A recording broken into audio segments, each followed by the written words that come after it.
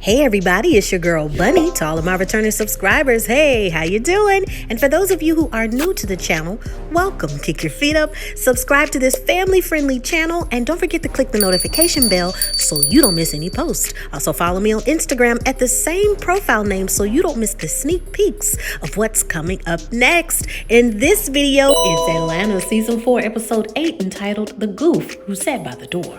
I give a full episode recap with photos offset to the side, and then I give my review at the end. No need to dig around. I keep all of the minute marks in the comments. It's all coming up next. It's BAN, the Black American Network.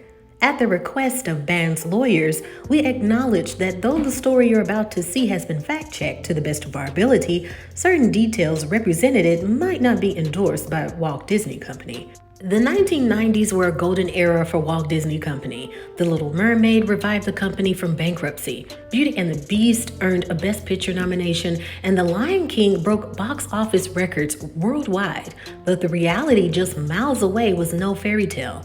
In 1992, a state jury acquitted 4 LAPD police officers on almost all charges in the beating of Rodney G. King.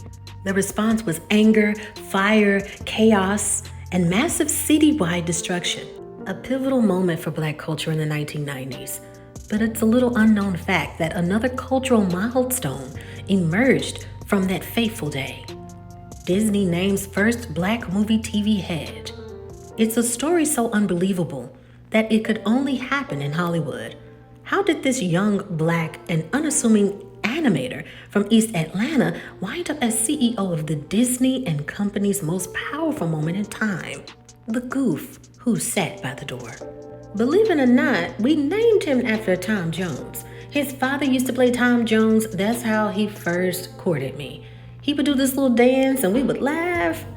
And usually the boys in the family were named after their fathers, but when he had our boy, we knew we wanted to do something different.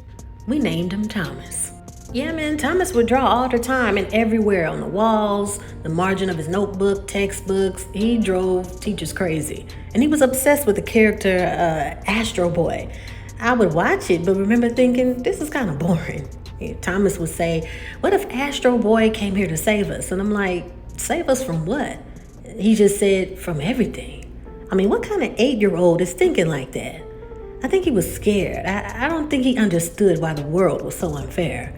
I mean, we would come up looking at all kinds of unfair stuff. You know, here we are watching a program of white folks with nice cars, nice houses, riding their bikes, and we can't go outside because the ninjas would take them from us. Straight up. I mean, riding your bike in front of your face.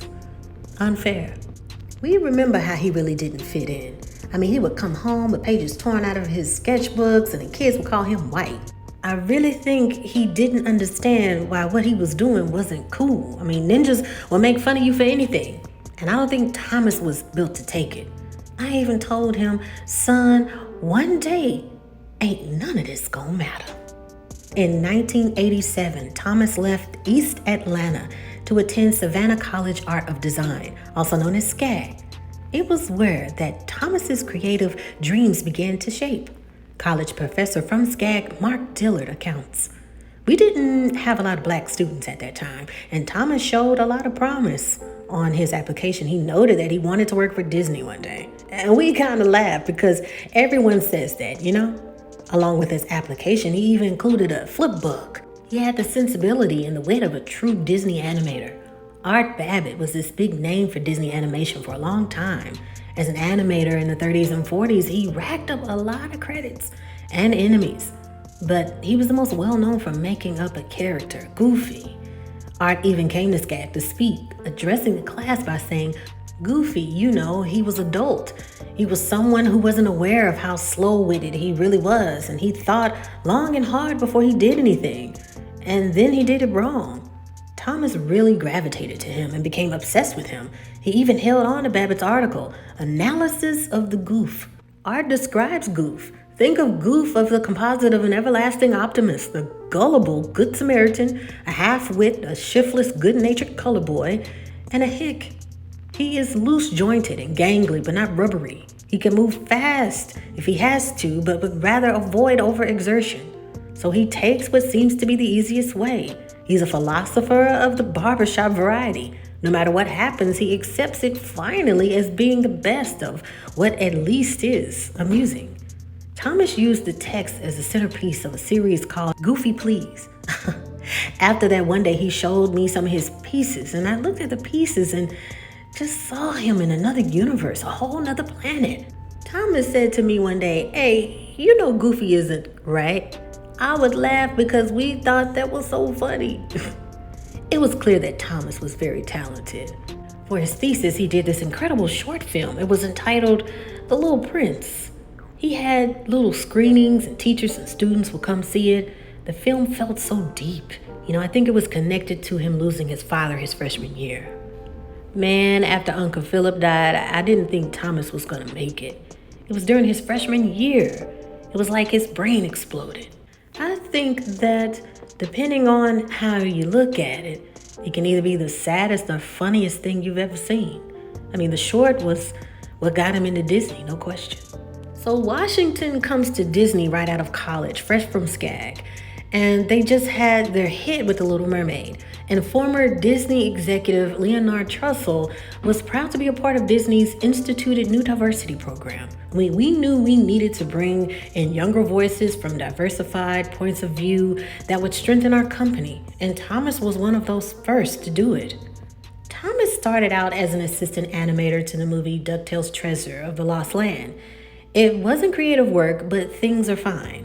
Things aren't moving as fast as we would hope them to be, but then the uprises start to happen. I remember my son in that moment when the shootings happened and all of the riots. Thomas was working in LA, and he called me and said, "Mama, I just want to go down there." And I told him, "You need to ride with that pen and paper." Yeah, Thomas was shook. I could tell. He called me one time and said, "If I ever get to do a movie, I'm not holding back." While South Central LA was engulfed in flames, 15 miles north of Burbank, another fire was about to erupt. What happened next is one of the most unlikely, unpredicted, unprecedented events in the history of corporate America. After the success of Beauty and the Beast, Michael Eisner put Dennis Stevenson in charge while he went to the sabbatical. 2 weeks into the job, Stevenson had a health emergency and passed shortly after, leaving the job open once more. We voted this guy Tom Washington, but we didn't realize that the guy's first name was actually Thompson, not Thomas. Thomas Washington was an animator. People were pretty upset when they found out that they voted for the wrong man. I felt that it was an honest mistake that we could sweep under the rug. But after Beauty and the Beast, there were a lot of eyes on us, and we tried to handle it smoothly, but Thomas held on, feet to the fire. So because of this Behind the Doors Boards Club handshake, Disney is a new radical territory by default. So you have this young black animator all of a sudden has all this power at a huge cultural significant moment. Who wants to do something with it? And he wants to prove this to himself. The cat was on my line with some of this foolishness saying he was the CEO of Disney, and I was crying laughing. And then he took me to his office and it was people greeting him. First day, he took us to the stock room, which is where everybody hangs out before we get to work. And he shows us this frame of animation of Goofy and Mickey's trailer. And Mickey has Pluto on a leash. And it gets real quiet. Thomas goes, "Why is Goofy letting Mickey do that?" And we were all confused. And Charlie goes, "What do you mean, sir?" And Thomas says, "Well, Goofy is dog and Pluto is dog. So why is he letting Mickey do that to one of his own?" Yeah, T had him running scared for the first day. I was fresh-faced, wide-eyed. I was an in-betweener for years. Didn't see that much movement. So an in-betweener is an expression for an animator just starting out. Say a character slaps someone across the face. A senior artist will do the first part, and the first one in the final frame of the movement. The in-betweener draws all of the frames in between. I was stuck as an in-betweener for years, but as soon as Thomas comes in, he says, "I want you to be the main director on this." I said, "On what?" He's like, "The blackest movie of all time." He said he wanted to make a movie about black fatherhood. He wanted to tackle everything in this movie: segregation, single parenting, low income, career, trajectories, fear of giving violence, incarceration, and the amount of cheese in the African American diet. He wanted a movie that covered all of this and more. And he said he knew the perfect character to do it. Thomas, man, he knew that people thought Goofy was dumb, but he wanted to show the systematic factors that Goofy was dealing with. Crazy jobs, kids, embarrassment, and lack of influence. I mean, it was wild, it was deep how he leaned into this. Because as far as I knew, Thomas had a really solid home life. Thomas and I were young. I mean, we didn't have much, and he never let that get in the way of us. If there was something he couldn't afford, he would just draw it. I mean, I would wake up seeing drawings from a coffee maker to a solid gold jet on the refrigerator in the morning. I mean, that was Thomas. We had our son Maxwell pretty early, and him and Thomas were inseparable. He did everything for that boy. He would say that the Goofy movie was for him.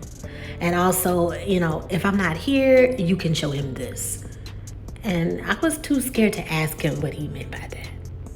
To give you a little context, when a Goofy movie came out, at the time, Black masculinity in the media was really in this weird place. One view, you're having men do faux queer comedy, and on the other end of the spectrum, you've got this hyper masculine portrayal. And by the contrast, the Goofy is the nuanced portal of a Black man whose priority is his family. Goofy really put forward the philosophy just to love your children for who they are and accept them, and deal with the pain that the world is not going to love them the way that you do.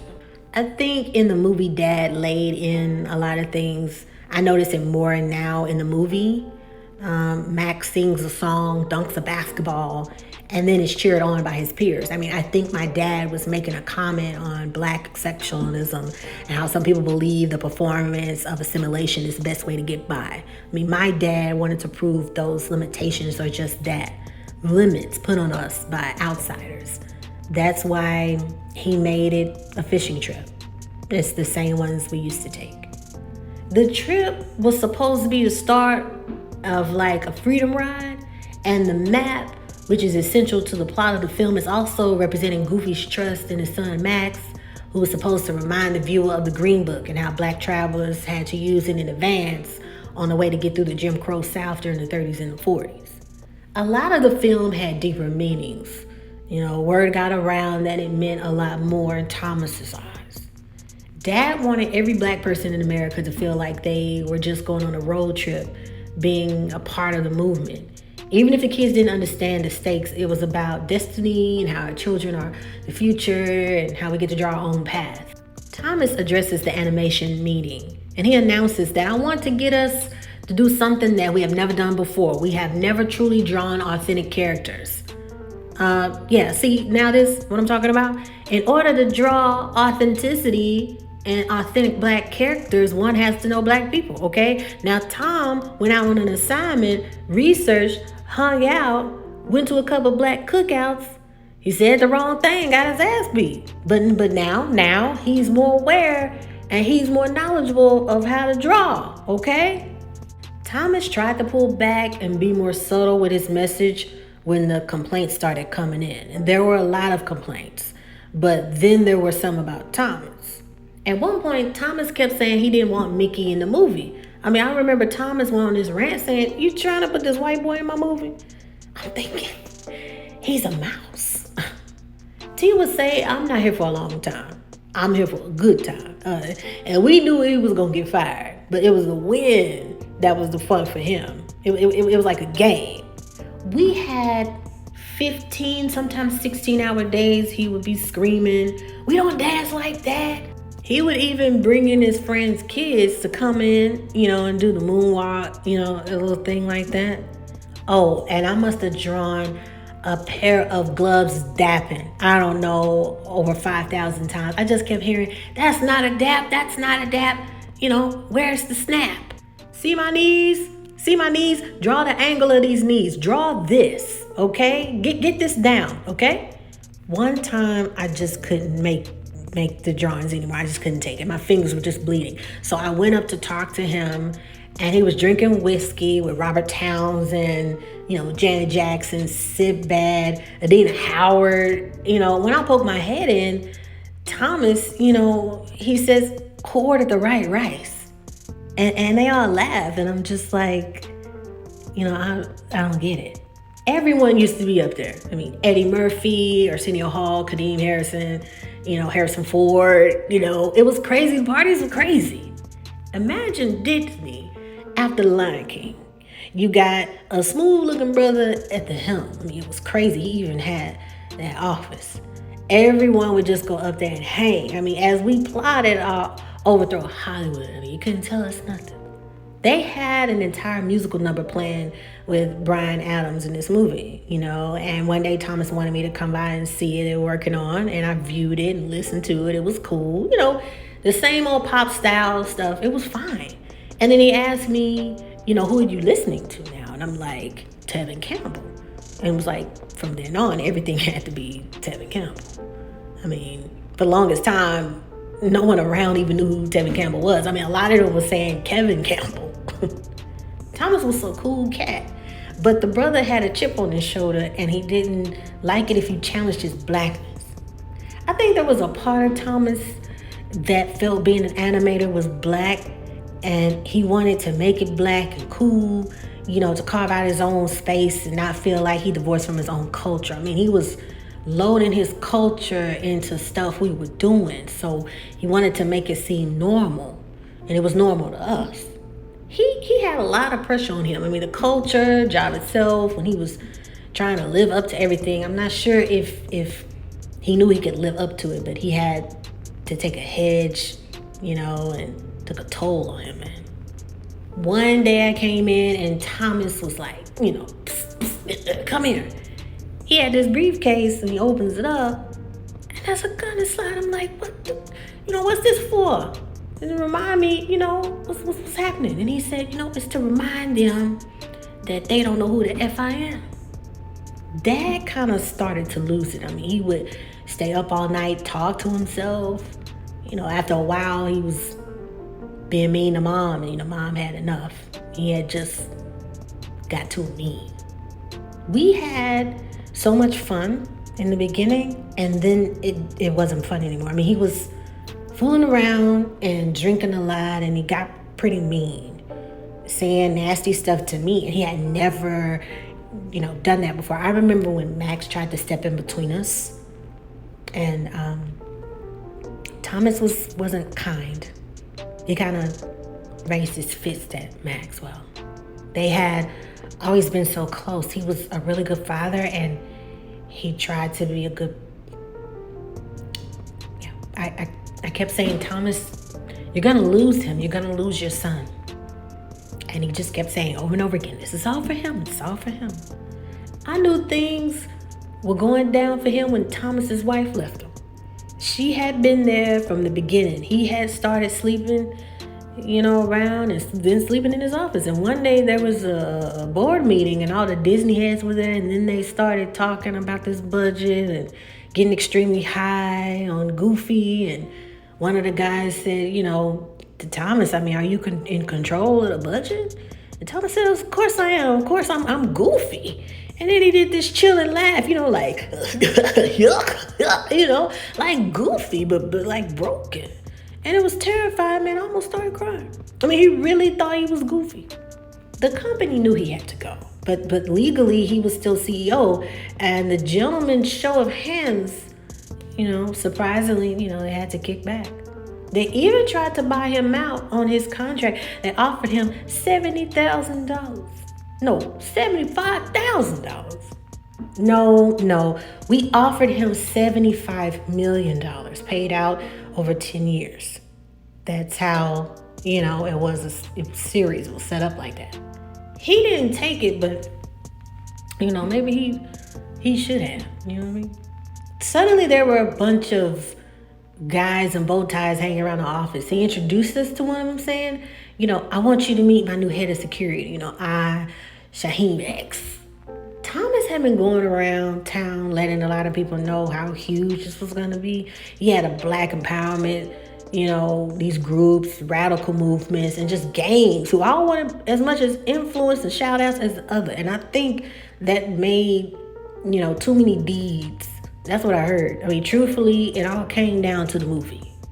The end of the movie, I heard he wanted Goofy and Max to get pulled over, early on, And I'm like, why would you do that? It makes no sense. That power line, concert at the end, it wasn't supposed to be all hunky-dory dancing at the end. Nah. I heard Goofy was supposed to get shot at the concert. A black man runs on stage like that at a major venue? Come on, man, there's something wrong here. Thomas was trying to make a statement. Do you think his death was an accident? Next question. No, I never thought it was an accident. Partly because his mood at the end, but there was also a tape. There's footage of Thomas singing and drunk. Yeah. This is the last known footage of Thomas Washington. The filmmakers are showing it with the express permission of his family. It's him saying, I'm close, I'm so sorry, I'm so close, I gotta finish this. Back then, mental health wasn't discussed. I didn't even know how to characterize what I saw him doing or going through or what it was. I just saw him going through something, and something very hard for him to go through. When the news broke that he was out, they let him back on, and a lot of the final screenings of what they were about to do, they kind of pieced together things behind his back. He didn't know that they were working on the movie without him, corrupting his original version. The Bigfoot scene really got to him. They added this scene without his knowledge. He wanted Goofy and Max to wander into a thrift store and discover Huey Newton's retained throne. And once they sat on it, Max would realize what his dad was trying to tell him the entire time. Instead they added this Bigfoot scene, like he wanted this unreal,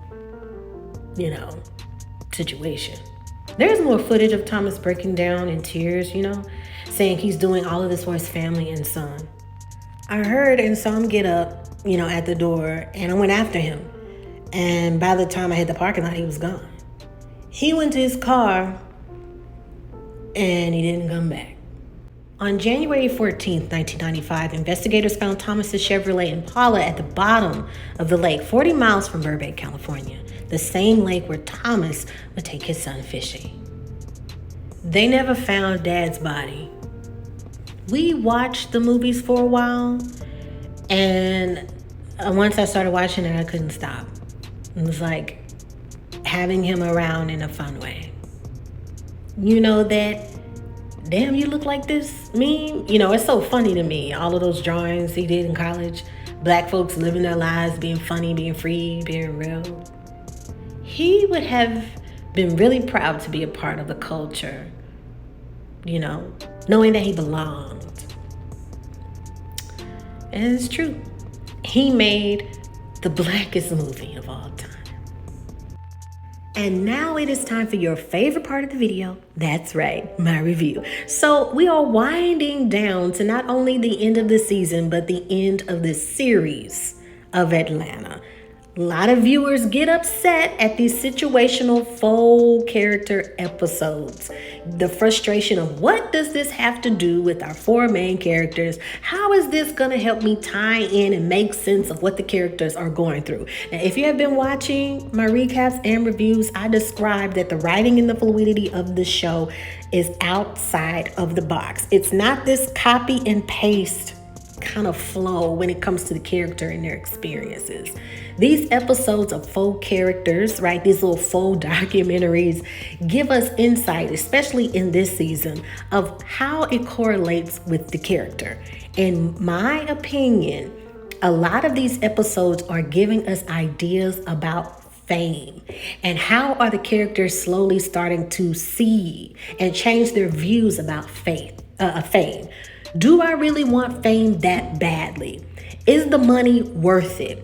How will it affect my family, etc.? It all ties into a lot of the characters. We're talking about Al, we're talking about Paperboy, almost literally being shot due to fame. right? He has the money, he has excitement, but throughout it all, he is always in the face of danger. We have Earn, who wants success in a deep way, but due to unfortunate events in the past, it has changed the complete trajectory of his educational experience. Okay, he wanted to be a doctor, but he had the unfortunate situation in college that messed that up. Now he's taking his talents as being a manager and also having other opportunities and working for companies, and now the opportunity to move to Florida, right? But is it what he really wants to do? Earn made that topic and made that idea of speaking to a psychologist saying, well, I'm making a lot of money now, probably way more money than I would have made as a doctor. So I can't complain. I'm finally getting things and being able to provide for my daughter and the mother of my child in ways that I couldn't before. Now he's in this transition where he's developing a romantic and a relationship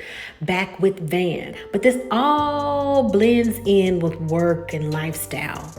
Your life and career is fame and money worth your sensibility, your peace, when it comes to your home life, when it comes to your friends, when it comes to your family. This episode, before we get into any of the details of the Goofy movie, like the real Goofy movie, of course, this is a pun-full doc, right? This is a pun documentary that's making fun of, and we have those types of documentaries with comedy. It blends in a lot of truth with a lot of falsehood. The comedic things, the character association with, of course, sadness, that we have this character Thomas who we feel sorry for. Let's approach things slowly. Let's talk about Thomas. Now, we do have an understanding in Black culture in America that there's an idea of what's cool, what is career, what is this, what is that. There has also been Harvard articles that talk about how there is this exception and this assimilation of the country of, if I'm Black and I'm rich, I must be an entertainer and I must play sports. It's this box falsehood of what's important. Now, to anyone that studies science or math, or these are things that are not quote unquote popular when it comes to a culture. I give you a wonderful example. Within certain ethnicities, I know I have a lot of friends that are from India. The norm is a doctor or an engineer or a lawyer. They press that very, very, very, very hard, as well as a lot of my African friends, right?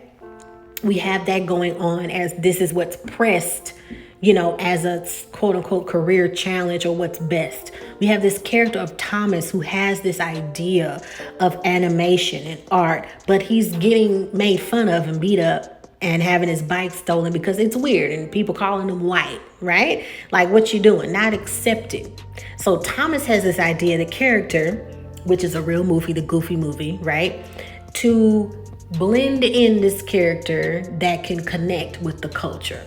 Now, in the movie, growing up, if you did watch the movie, now they did give that assumption, right? Kind of give that this character could be Black. And a lot of people, knowing the history of Disney, was like, why are we making this the hip cool movie of hip hop when the racist past shows that Goofy was supposed to be this dopey colored, animal that's supposed to mimic a dumb, stupid Black hick, right? I mean, look it up for yourself. It's true. But if you think back at that age, they were putting them on t-shirts. They were showing a lot of Disney characters and hip hop, styles. But you didn't see Mickey come out with a hip hop movie. Okay. There's so much to dig deep in when it comes to this film, what's acceptable. And so much in Black culture, we put a lot of pressure on a small amount of people who have a lot of cultural influence. There's a lot of pressure on Oprah. There's a lot of pressure on Tyler Perry. There's a lot of pressure on Eddie Murphy. There's a lot of pressure. There were always these specific people that had a lot of influence. And unfortunately, the Black community puts a lot of pressure on whoever that is, right? And you were supposed to be this divine light and insight to, you represent all of us, right? And you better do this and you better do that. So now Thomas has this pressure of, let me pour in everything into this movie because we deserve it. I deserve it. People deserve to see it. And I'm in this place of power with Disney as CEO, even if it is a mistake, to do something big with this. And I'm giving you the cliff notes of what's important because I don't want to ramble, but the basic communication and what's trying to be communicated in this episode is that happens a lot when you talk about success and fame. When it comes to white people, we don't say, to John Travolta, what are you going to do for the white community? Because that type of pressure culturally isn't impacted like that when we talk about America.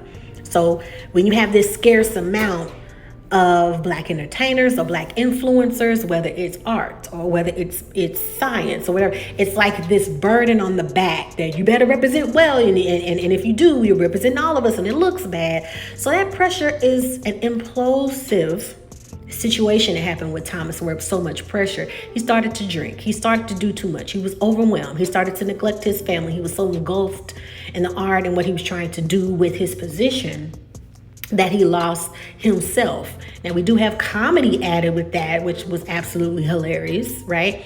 But we're talking about mental health. We're talking about this person who had amazing talent. Nobody really believed in him. And when he did, it's like, what do I do with all of this power? What do I do with all of this influence? And who's helping me? Everyone around him wanted something, had a handout, wanted him to be a representative, wanted him to, you know what I mean? So it's like, that's trying to convey that. And that was wonderful because we can apply this episode to all of the characters. You have so much pressure into making things perfect, but nothing's perfect. So what are you going to do about the feeling, the paranoia, and what are you going to change in order to help yourself move forward? Let me know what you think. Like this video, subscribe, you guys. And if you would like to donate to the channel, feel free to do so as well. Leave your comments down below. Feel free to binge watch other Emmy award-winning, captivating shows such as The Handmaid's Tale, the Hulu original series that's also recapped and reviewed on this channel, and so much more. In the meantime, in between time, remember to take care of yourself and each other. Bye.